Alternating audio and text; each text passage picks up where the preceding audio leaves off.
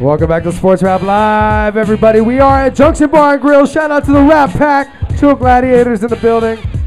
Of course, each and every one of you guys that has supported us throughout 2011. We're on to bigger and better things in 2012. You guys stay tuned right here or tune in on Sports Talk 790 and the iHeartRadio app.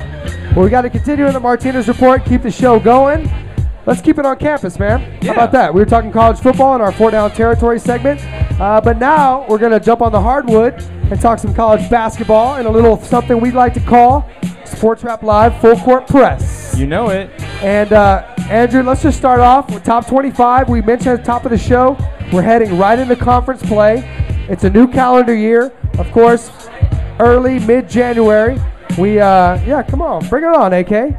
You're live on air right now, girl. Shout out to AK. Shout out to Red Bull drinking Gons. Damn, boys getting. We're gonna start off right off the bat with the New Year's Eve game of Louisville versus Kentucky. That has overtaken the Duke North Carolina game, Adam. It has. It's overtaken them. Martino versus Cal. More vitriol. If you hear Cal, he's very, vitriolic, very angry towards Calipari. Very angry and towards Pitino. It's become the biggest rivalry in college basketball now. Now, in that game, it was kind of clear early on that Kentucky was going to win the game. But Louisville battled back. It was a close game down the stretch. I still think Kentucky is probably they're still my favorites to win it all because they have that edge factor. And Calipari always coaches his team up. They play defense. He coaches up the young kids. Until that pressure moment, though. Anthony Davis, though, a game changer. He not only has the unibrow, the best unibrow I've ever seen in my life, but, that kid can block any shot. He's all-conference unibrow? He was the game changer in that game against, who was it, Kentucky played earlier this season? North Carolina. The game-winning block. He hit the block. Yeah, he had the block. I'm telling you, that kid is the number one pick right now, in my opinion. So I think Duke, they're right now this week, they lost to Temple. Speaking of Duke, I was just going to say, they lost to Temple, who was out with their double-double machine wasn't even there. I understand that, and Temple is a force to be reckoned with Fran Dunphy. But, Duke's going to go through ups and downs only because they only have one really big playmaker. It's really tough when you don't have a complete team. They're really just relying on their playmakers. So I don't know how far Duke can go. I think they're solid, but they're not great. The names on the back of the jerseys all of a sudden outweigh the names on the front of the jerseys with Duke. Well, you got Doc Rivers' kid, you got Steph Curry's brother. Well, Rivers' kid, he's the only one that can make plays. He's the only one that can create his own shot.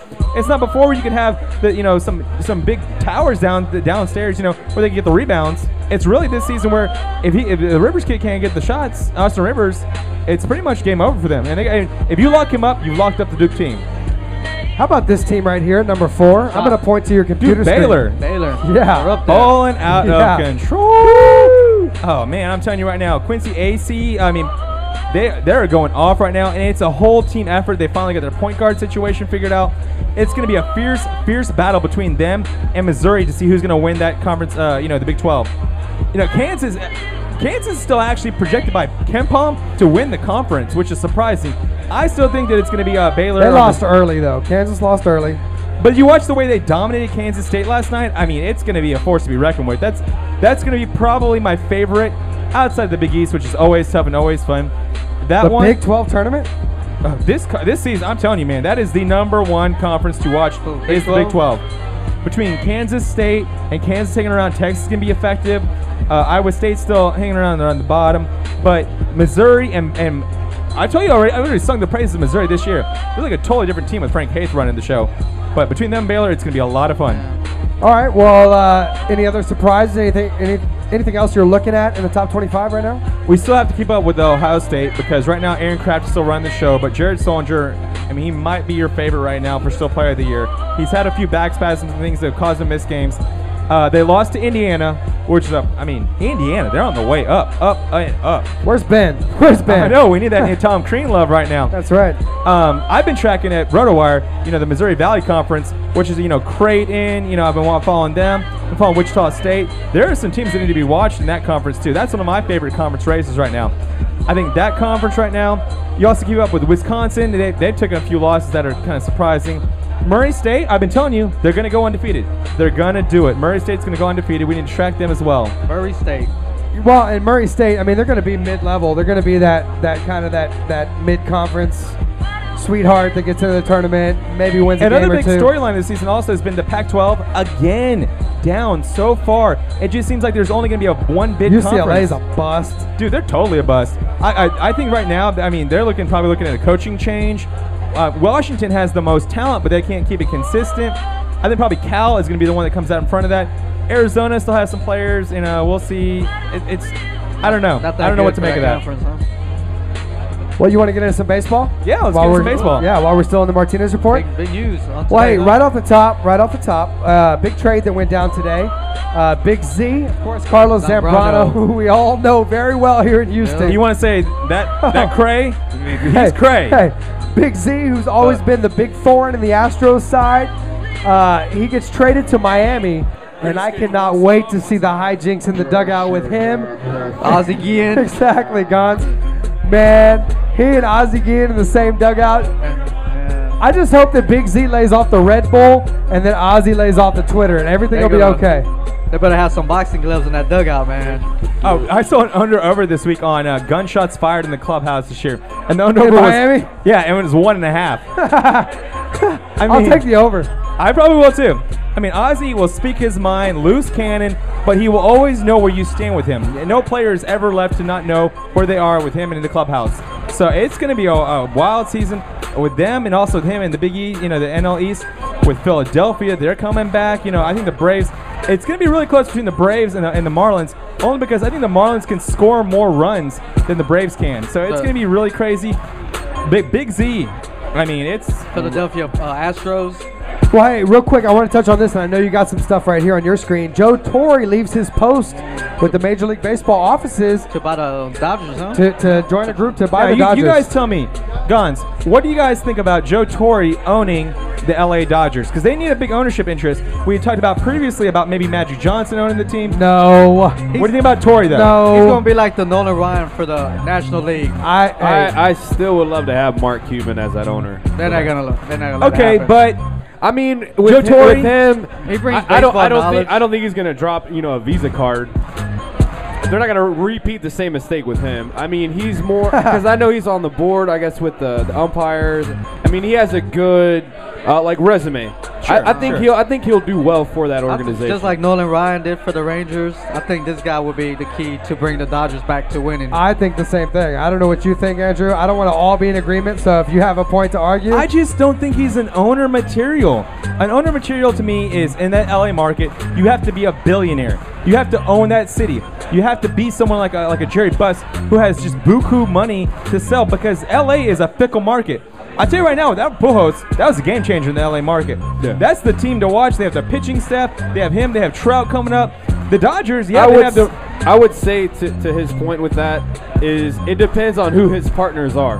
To see, well, it's supposedly a real estate mogul.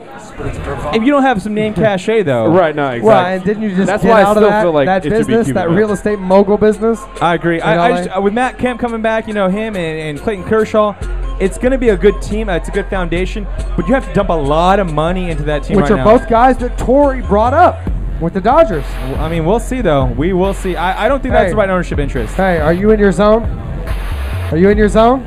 Yeah. I hear it. You're definitely in your zone. Oh, yeah. Keep going. What else we got on the docket with baseball? Hey, we talked about last season, and this is something that Pete was on. He would talk about is Manny Ramirez is coming back. It's kind of floating under the radar. I'm not sure how you guys feel about it, but I was really disappointed that Manny left out in the first place. Well, yeah, they left in the first place, and he was trying to get pregnant. I mean, what is this, it was like a twin situation. I mean, using these Clomid and different pills. Yeah, I mean, trying to get pregnant so hard. I mean, I don't understand that, but I'm happy that Manny, Hall of Fame be pretty much damned, and we'll get to the Hall of Fame in our last little segment here. We'll talk about Bagwell. All right. But it's disappointing to see Manny leave the game like that, and I want to see Manny get his final at-bats. I do. I want to see him go out on his terms, regardless if it's Hall of Fame or not. Well, Manny being Manny? I feel you. Well, let's talk about the Hall of Fame before we get a break. Bagwell, he needs to get in. He deserves to be in. I don't think he... You don't think so? You're an Astros fan. I'm an Astros fan, but he's going to be categorized with the steroid era. Why? Well, that's my biggest thing. Why? There is no evidence that actually points to him being a steroid user. Well, have you seen him his rookie year? Scrawny. Yeah, but people do lift weights. They do take supplements. Has there been any proof at all that he never tested positive? If for he anything. never tested it, I mean, of course, you're gonna have that blind eye for that section. But I think I his don't know. career at the end it's kind of gonna hurt him the way he went out. It's kind of hurt But him. statistically, Adam, I want Bagwell in the Hall of Fame. statistically one of the top first basemen, not of his era, but of ever. If you go to Baseball Prospectus and read some of the stuff I'm reading, his they have like a Jaws rating where they have all the guys that he's statistically rated with. I mean, through the roof with his home runs. Was he at 450? And you also have to factor in he played most of his seasons, his early years, over at the Astrodome, which depresses offense. Right. I mean, this guy was one of the But best. just as much as Minute Maid makes it more offensive. I mean, Well, I mean, yes, but you also have to factor in his best years were in that Astrodome. I think he's a Hall of Famer. I think there's no question. I hope he gets in. He'll be a Hall of Famer one day. I don't think he's a first ballot. No, first ballot is almost unheard of these days. Yeah. But he deserves to be in. oh, Adam. absolutely. And I think Houston would have such a base with Bags baseball. and Bidge. I have a theory. Bags and Bidge. Well, should go. we'd also have a Biggio baseball and Bagwell renaissance will with be him. enshrined together. That's my theory. Yeah, I think so too. Because could they're the have a- last of the dying breed. We could have a baseball renaissance with him. Can maybe come back to the team and maybe get some more publicity because this Astros organization Well, he was they a need hitting it. coach. They tried that. He was the hitting coach. Yeah. Didn't work. All right, we got to go to break. When we come back, all the heat for your feet from the street right here on the table on Sports Rap Live. Kadoma's officially in the building. PB's here. Ralph G's here. Tanner's The here. Rat Pack is here. The Rat Pack is in full effect. Shout out to Lower Life Form. Of course, they're coming on later. We'll tell you all about that in just a little bit. Y'all stick around right here on Sports Rap Live.